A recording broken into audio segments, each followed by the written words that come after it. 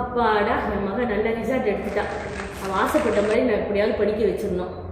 அது சமயம் இப்போ நான் போட்ட சேவிங் போட்டு வச்சதுனால எனக்கு ரொம்ப ஈஸியாக போச்சு அவன் நினச்ச நேரத்தை படிக்க கேட்கறதுக்கு.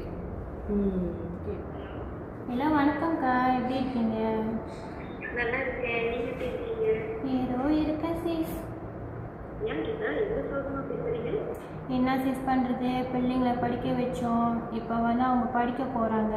சின்ன வயசுலேருந்து அவங்களுக்கு நான் எதுவுமே சேர்க்கலை. இப்போ அவங்க காலேஜ்க்கு வந்து யூனிவர்சிட்டி படிக்க போகிறாங்க.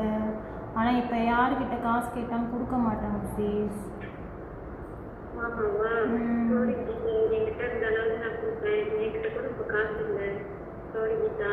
ஐயோ பரவாயில்ல சீஸ், பரவாயில்ல. நானும் 2-3 இடத்துல கேட்டேன், கிடைக்கவே மாட்டேது சீஸ். ஓகே கீதா, நீங்க கால் பண்ணி பாருங்க. நல்ல பேர் பண்ணி படிக்கிறீங்க. Okay bye Geetha. ரொம்ப நன்றி. யாருக்கு கால் பண்ணாலும் கிடைக்க மாட்டேங்குது. நான் என்ன தான் பண்ணுவேன்? யார்கிட்ட தான் காசு கேட்குறது? கடவுளே, ஏதாச்சும் ஒரு வழி கட்டுப்பாங்க. பரவாயில்லம்மா, நானே சொந்தமாக காசு சம்பாதிச்சு வேலைக்கு போய் சம்பாதிச்சு நானே சொந்தமாக சேர்த்து வச்சு நான் படிச்சேன். ஏம்மா அப்படி சொல்கிறேன்? இல்லைம்மா பரவாயில்ல, நானே சொந்தமாக சம்பாதிச்சுக்கிறேன். நான் ஒரு அம்மாவா தோத்துட்டேன். ஹாய் கீதா, எப்படி இருக்கீங்க? நல்லா இருக்கேன். நான் நல்லா இருக்கேன். எப்படி இருக்க? ரொம்ப நாளாச்சு பாத்து. நல்லா இருக்கேன்டா, வாயால் சொல்றது. ஆனா பிள்ளைங்க படிக்க போறேன்றாங்க. சேவிங்ஸ் இல்ல, ஒண்ணுமே இல்ல. யூனிவர்சிட்டிக்கு படிக்க அனுப்பணும். வேற என்னதான் செய்யறது எனக்கும் தெரியல. மகன் ரொம்ப ஆசைப்பட்டு கேக்குறாங்க, படிக்கணுமா. வேற யார்கிட்ட காசு கேட்டா கொடுக்க மாட்டாங்க.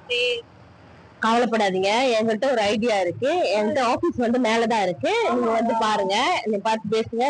டீடைல்ஸ் எல்லாம் உங்கள்கிட்ட சொல்றேன். ஆமாவா? வாங்க சீஸ், இதான் நம்மளோட ஆபீஸ். இந்த ஆபீஸ்க்கு வந்து பாருங்க. வாங்க சீஸ், ஆபீஸ் வந்து இதான் சீஸ் நம்மளோட பேரண்ட்ஸ் பண்ணுற தவறு. ஏன்னு பார்த்தீங்கன்னா சேவிங் சேர்த்து விட்டுருக்கிறேன். நான் பார்த்தீங்கன்னா 5 வயசுலேயே என் பிள்ளைக்கு வந்து சேவிங் போட்டுட்டேன். இப்போ வந்து அவள் படித்து 19 வயசு ஆயிடுச்சு. நான் பாதி காசு வந்து விட்ரா பண்ணிட்டேன். அப்புறம் மிச்சம் 6 வருஷத்துக்கு நான் வந்து அவள் கட்டணும்.